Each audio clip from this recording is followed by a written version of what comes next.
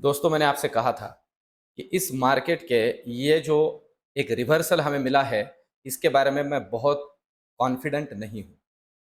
मैंने कल की वीडियो में भी ये कहा था कि मार्केट का ओवरऑल फंडामेंटल नेगेटिव है और फिर भी अगर मार्केट के अंदर रिवर्सल आ रहा है, तो बहुत बार एक्सपायरी के आसपास जो प्रीमियम्स होते हैं, उन्हें जेब में डालने के लिए इस तरह के मूवमेंट मार्केट के अंदर लाए जाते हैं।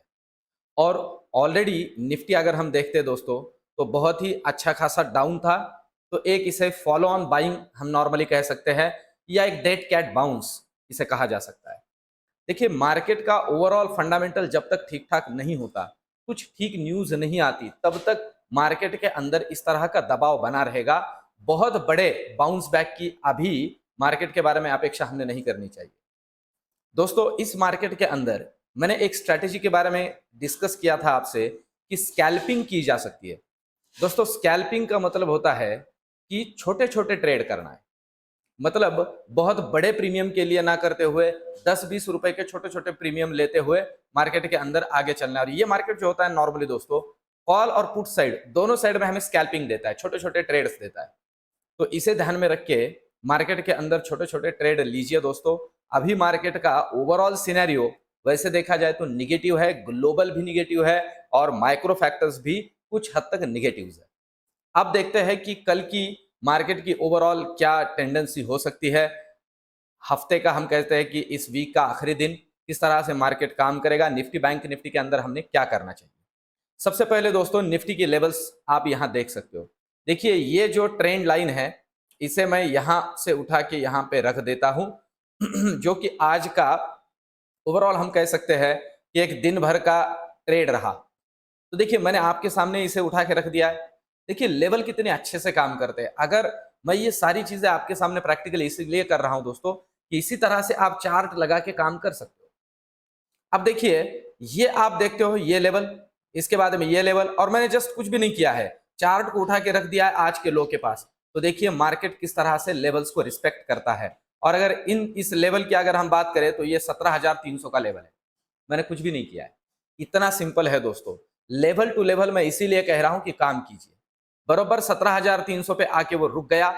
अब अगर किसी ने ये सोच के कि 17,300 के भी और नीचे टूटेगा, आज एक्सपायरी के पॉइंट ऑफ व्यू से अगर ट्रेड लिया होगा पुट के अंदर, तो उसका तो प्रीमियम साफ हो चुका है। दोस्तों, लेवल टू लेवल काम करना हमें बहुत जरूरी है। अभी अगर 17,300 टूटता है तो बहुत सिंपल है। देखिए, हमारे लिए कौन सा सपोर्ट बनेगा, ये रहेगा हमारे लिए सपोर्ट, और वो है 17,250। 17,250 को डिसाइसिवली टूटने दीजिए, तो फिर नीचे का एक अच्छा 70 से 100 पॉइंट का रेंज हमें मिलेगा और अच्छा खासा प्रीमियम उसके अंदर हमारा बन सकता है, मतलब पुट के अंदर। अब ऊपर की बात करते हैं, तो ऊपर की लेवल्स तो हमारे सामने सामने है दोस्तों। सबसे पहले तो एक बात है, 17,350 को तोड़ना जरूरी है। ये देखिए, यहां, यहां, यहां और यहां रेजिस्टेंस का काम किया आज डे एंड में।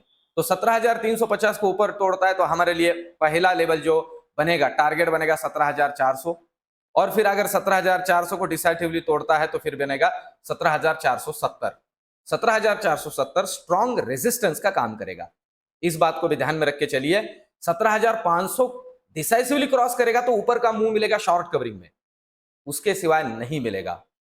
पर दोस्तों, इस बात को भी समझ के चलिए कि मार्केट का ये जो लेवल है, निफ्टी की बात करें तो हम अच्छे खासे गिर चुके हैं, इसलिए यहां संभल गए और अभी बढ़ने की ताकत नहीं है। तो इन दो बातों को थोड़ा समझ के चलिए। अब देखते हैं बैंक निफ्टी हमें कल के लिए क्या समझा रहा है।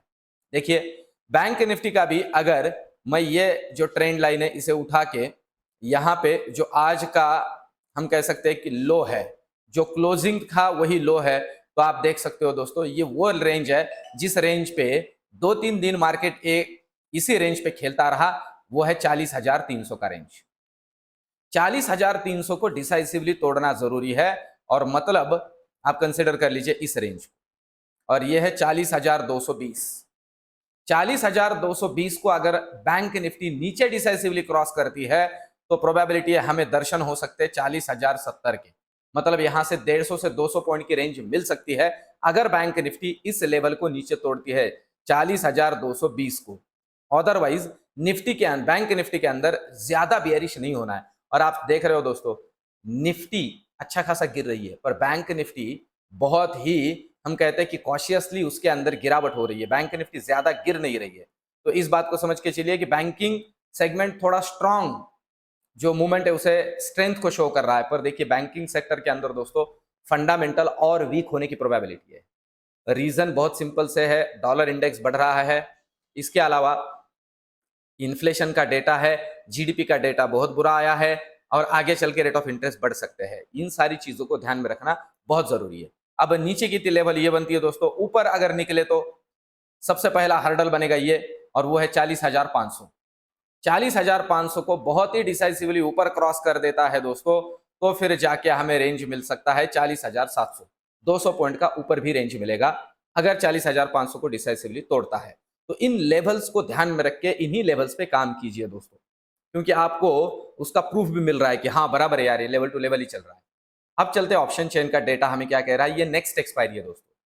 अभी नेक्स्ट एक्सपायरी की अगर हम बात करें 9 मार्च की एक्सपायरी, तो देखिए यहां 17,300 के अंदर कॉल राइटिंग हुआ है। आज ही 31,000 कॉन्ट्रैक्ट जुड़े हैं, और फिर 17,350 और 17,400 ये जो लेवल्स है दोस्तों, यहां अच्छा खासा कॉल राइटिंग हम देख रहे हैं।